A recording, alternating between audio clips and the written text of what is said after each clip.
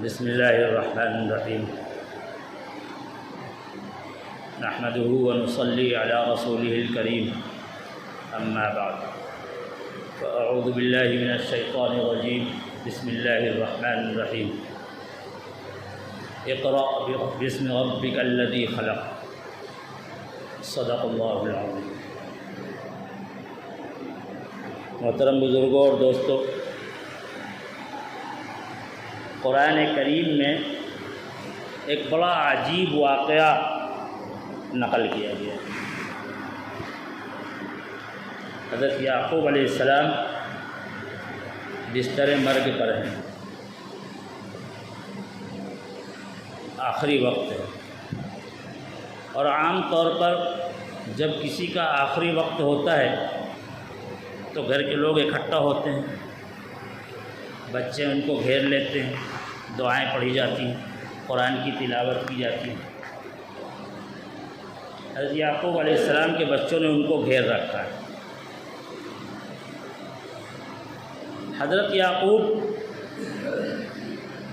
اللہ کے پیغمبر ہیں،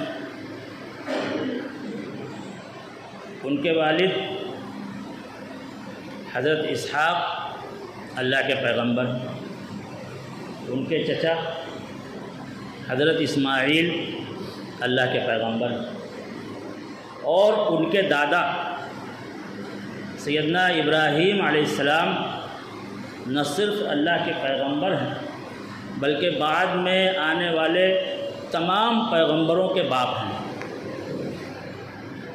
ابو الانبیاء ہیں۔ یہ پورا نبیوں کا، پیغمبروں کا اور رسولوں کا خاندان ہے۔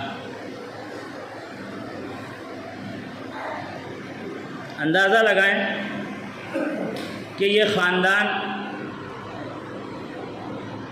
تقویٰ، اللہ کی خشیت، ایمان و یقین،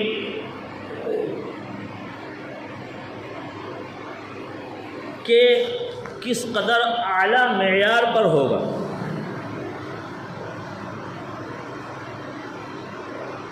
اور حضرت یعقوب موت کے وقت اپنے بیٹوں سے کیا فرما رہے ہیں، کیا سوال کر رہے ہیں؟ ما تعبدون من بعدی،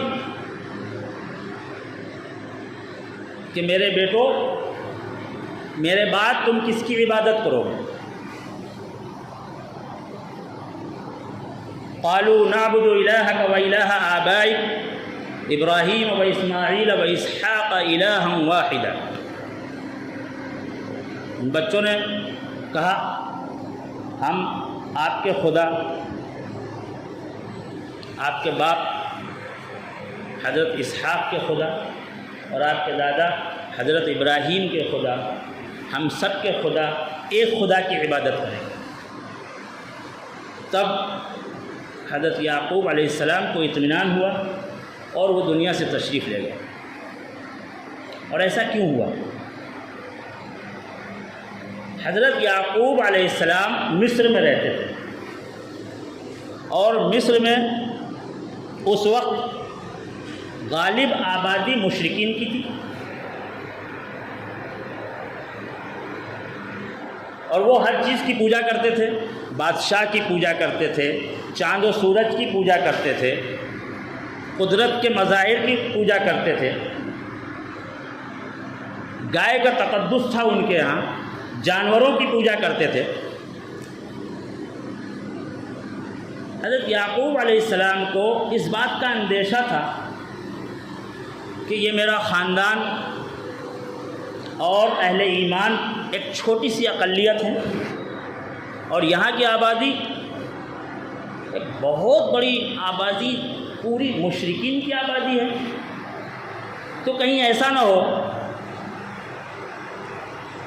کہ یہ بڑی اکثریت اس چھوٹی سی اقلیت کو نگل جائیں۔ یہ خدشہ تھا، یہ اندیشہ تھا، اور کہیں ایسا نہ ہو کہ ہمارے خاندان کے لوگ، یہ چھوٹی سی اقلیت اپنے ایمان کی حفاظت نہ کر سکیں، اس لیے وہ بے قرار تھے، بے چین تھے۔ میرے دوستو، آج ہم اس ملک میں اقلیت میں جی رہے ہیں. ہماری نسلوں کو اس کا سامنا ہے. تو کیا ہمارے دلوں کو اس کی فکر نہیں ہونی چاہیے کہ ہمارے آنے والی نسلوں کے ایمان کی حفاظت کیسے ہوگی؟ کیا یہ ڈر ہم کو نہیں ہونا چاہیے جو حضرت یعقوب علیہ السلام کو تھا؟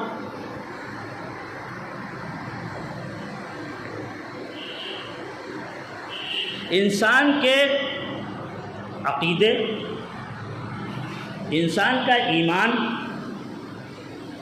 انسان کی فکر، نظریہ اور اس کے تصور کے بننے اور بنانے میں سب سے اہم رول تعلیم کا ہوتا ہے. تعلیم کے ذریعے سے انسان کی سوچ بنتی ہے اور تعلیم کے ذریعے سے انسان کی موروثی سوچ بدل جاتی ہے. تعلیم کے ذریعے سے انسان اخلاقی بلندیوں کو حاصل کرتا ہے اور تعلیم کا رخ اگر صحیح نہ ہو تو انسان اخلاقی پستی میں چلا جاتا ہے.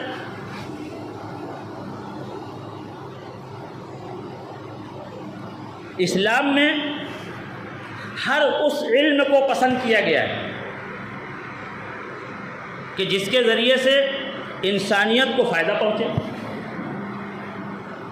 قرآن مجید میں پہلی آیت جو حضور پاک صلی اللہ تعالیٰ علیہ وسلم پر نازل ہوئی، اقرأ بسم ربک الذی خلق، پڑھو اپنے رب کے نام سے جس نے پیدا کیا. تو سب سے پہلی تعلیم امت کو پڑھنے کی دی گئی. اور یہاں پر ایک نقطہ ہے جو سمجھنے کا ہے. اللہ رب العزت نے صرف پڑھنے کی تعلیم نہیں دی، بلکہ ایسی پڑھائی کی تعلیم دی جس کا رشتہ اللہ کی ذات سے جوڑتا ہو. ہم کتنی بھی اعلیٰ تعلیم حاصل کر لیں، اگر ہماری تعلیم کا رشتہ اللہ سے، ہماری تعلیم ہمارا رشتہ اللہ سے کاٹ دے، اخلاق سے کاٹ دے، ہمارا تعلق دین سے کٹ جائے، تو ایسی کوئی بھی تعلیم سماج کے لیے کبھی بھی فائدہ مند نہیں ہوتی. آج ہم دیکھیں بڑے بڑے ڈاکٹر ہیں ہمارے سماج میں، لیکن ان کے پاس جانے سے لوگ ڈرتے ہیں. کیوں؟ غلط طریقوں سے پیسے وصول کیے جاتے ہیں. آپریشن کے بیڈ پر لٹانے کے بعد، مریض کو آپریشن کے بیڈ پر لٹانے کے بعد آپریشن کی قیمتیں طے کی جاتی ہیں. بلا وجہ دوائیں لکھی جاتی ہیں، بلا وجہ ٹیسٹ لکھے جاتے ہیں. 1 روپے کی دوا ضرورت مند تک پہنچتے پہنچتے 100 روپے کی ہو جاتی ہے. ہر چیز پر کمیشن لیا جاتا ہے. یہ کیوں ہے؟ یہ اس بات کا نتیجہ ہے کہ ہم نے تعلیم میں تو خوب ترقی کر لی، لیکن ہمارا رشتہ اللہ سے کٹ گیا، اخلاقی اقدار سے کٹ گیا. آج ہم جس سماج میں رہتے ہیں، ہم کو تعلیم میں آگے ہونا چاہیے، کیونکہ کوئی بھی اقلیت، دنیا کی کوئی بھی اقلیت اکثریت کے ہمسر اس وقت تک نہیں ہو سکتی، اکثریت کی برابری اس وقت تک نہیں کر سکتی جب تک اقلیت اکثریت کے مقابلے میں تعلیم میں آگے نہ ہو. آج ہمارے ملک میں ایک ایسا نظام تعلیم رائج کرنے کی کوشش کی جا رہی ہے کہ جس میں ہمارے بچے مشرکانہ افکار سے مانوس ہو جائیں. پڑھنے کا مطلب یہ ہے کہ ہمیں پڑھنا ہے اور پیسے بنانے کی مشین بننا ہے، پیسے ڈھالنے کی مشین بننا ہے. ایسے میں ہمیں کیا کرنا چاہیے؟ ہمارے ذمہ 2 کام. نمبر 1، ہم کو مکتب کا نظام قائم کرنا. 2 گھنٹے کی تعلیم ہر مسجد میں، اور جہاں مسجدیں نہ ہوں وہاں ہمارے گھروں میں کسی گھر کا انتخاب کر کے مکتب کا نظام قائم کریں۔